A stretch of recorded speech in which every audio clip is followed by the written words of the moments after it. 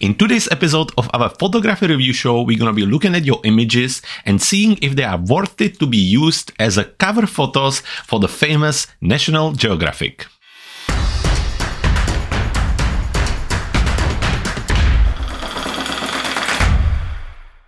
Hello everyone and welcome back to another episode of our photography review show. It's been a while, but we are excited to be back with more photography reviews. In today's photography review show special, we're going to be answering the question if your photos are worth it to be displayed on the cover of National Geographic. Of course, this is just a lot of fun and it's here to have even more fun with photography. For those who never been here before, my name is Jacob Bors and I'm a professional photographer based in West Sussex, England. And I just had my images shared in the Spanish National Geographic right here, and I'm going to talk about it more in some of the videos on our social media accounts.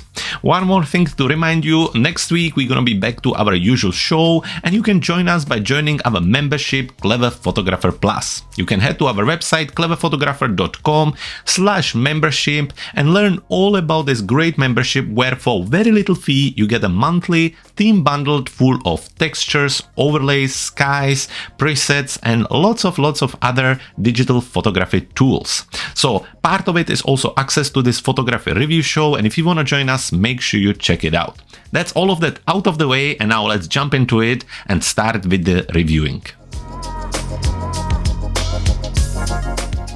Being on the cover of the prestigious National Geographic magazine of course requires many years of experience and the pictures have to be absolutely perfect.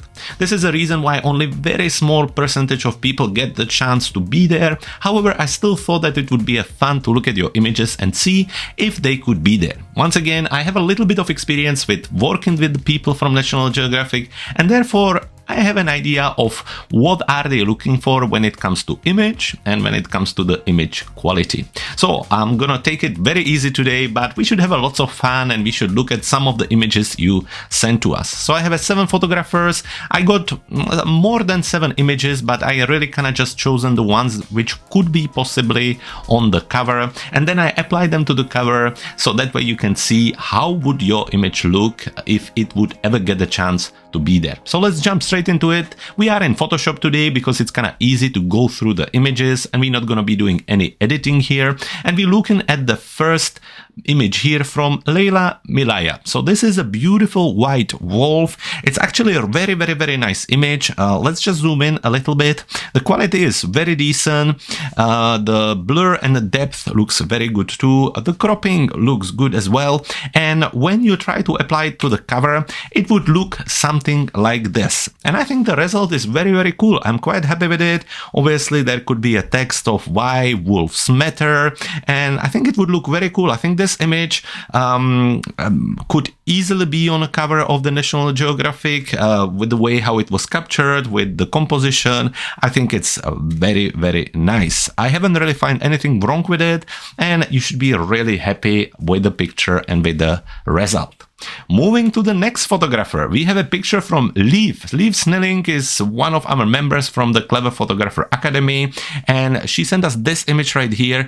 So cute animal hiding in the snow, obviously eating something, so interacting. Once again, quite nice level of details, nice depth as well, quite nice position. The space in front of the animal works very well here as well. The colors are a little bit diffused, but that's fine. It adds the natural feel for the image, so I think that works very well. And Lieve, if it would end up on a cover of the National Geographic, it would probably look something like this. What are squirrels up to? Was the text I was thinking about when I saw this image. I think it's very nice. It's a little bit more on the natural side. I think they prefer more covers which are kind of pop and bring attention of the viewers, but I still think that the result is quite cute. Moving on, John Wilson. Out of the pictures, John, you sent us, I like all of them, but I thought this one is especially very good. I really like what you've done with the colors here. I like the face expression of the animal. I think that looks great as well. The level of the details looks cool, and it's almost on the edge of the fine art portrait animal photography, and I think it works very well. I was very happy with this image, and I was very excited when I seen it coming because I thought, oh, yes, this one will going to look great great. And so it does. Obviously, if the crop would be a little bit bigger, I think that would suit the cover a little bit more. However, still, I think it ended up being very, very good. Obviously, it could look something like this, the king of the jungle. Once again, anytime we shoot these kind of editorial magazine shots, we try to keep a little bit extra space around so they can kind of work with them. Moving on, the next photographer, we have Ken. Ken, again, several images from you. I was happy to see all of them. I was really surprised by this bird because I never seen it before, and I thought it was very, very nice. Now, as the composition goes, I think it's very lovely. The bird is very lovely. I like the contrast. However, the quality lacks a little bit of a sharpness on the animal itself, and I know for sure that that would be something they would be really looking for if they would ever consider the image. However, it's something to think of in the future. I'll still show you how the image would look on the cover, but out of the whole thing, I think white balance is one thing I would be looking at to see if maybe this is a little bit too blue, if maybe the colors needs to be balanced a little bit more. And the second, more important, I think I would be looking for the sharpness, higher sharpness. Also, let's have a look. It would be cool if there would have been a little bit more reflection rather than top. So I think, again, a little bit with the composition, maybe going down, getting more of the reflection would be nice.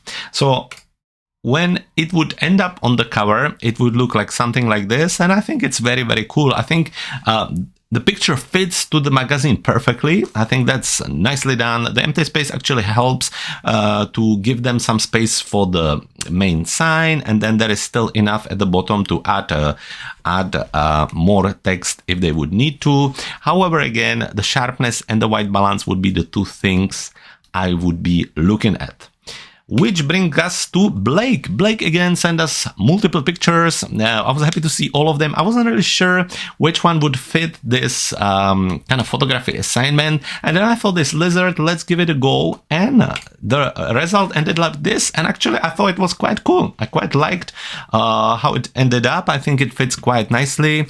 Thinking like a lizard could be the text for it. The side works very well. The space on the top for the sign, again, I think works very well. The level of detail is great. The blur actually really helps in this case, and the cover would definitely attract lots of attention. So well done, Blake. I think it's actually very nicely done, and I was really happy with the result at the end. So well done, and thank you for joining us for this special.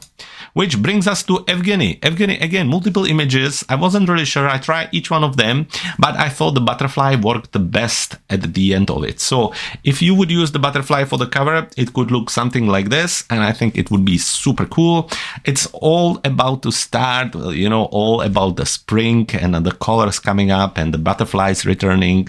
I thought that it was very, very nice. I think it really matches here. What I really like also is that the cover of the butterfly and the flower matches with the colors of the National Geographic. So I thought that really worked nicely together. I think looking at the image, I love the details, I love the light, I love the composition, and I think it would be definitely something which would attract lots of attention. So well done there. I'm really happy with how it ended up, and good choice from your side. Which brings us to the final photographer, Leo Correa. Leo, I love the shot. Now, I don't know if it's a helicopter, drone, or how you manage, or maybe from a skyline, or how you capture this image. However, probably my biggest thing is the amount of noise, and I think that would be definitely something what they wouldn't be happy about. That sometimes is a killer for photography, is the noise, because you really lose lots of details, you get special artifacts. So even though I think it's an epic shot with a beautiful view and everything else in it, I think the level of noise is a bit too high, and I think this image wouldn't really make it to the cover. Even though it would look really, really cool, it would bring lots of attention, and especially for the American viewers, I think it would be appreciated. But you can see it even from this view. And then when you imagine the size of the magazine, so you take the picture and you blow it out, it would just be really, really visible. So there you have it, just a little bit of fun. Once again, we're gonna be back next week with a full show reviewing all your photos. I hope you had a great Easter, and I hope you're ready for the upcoming spring, summer, where we're gonna be shooting lots of sunsets, sunrises, golden hours, and all of that. So thank you very much for joining me today. Stay safe, take care, and I can't wait to see you again next week.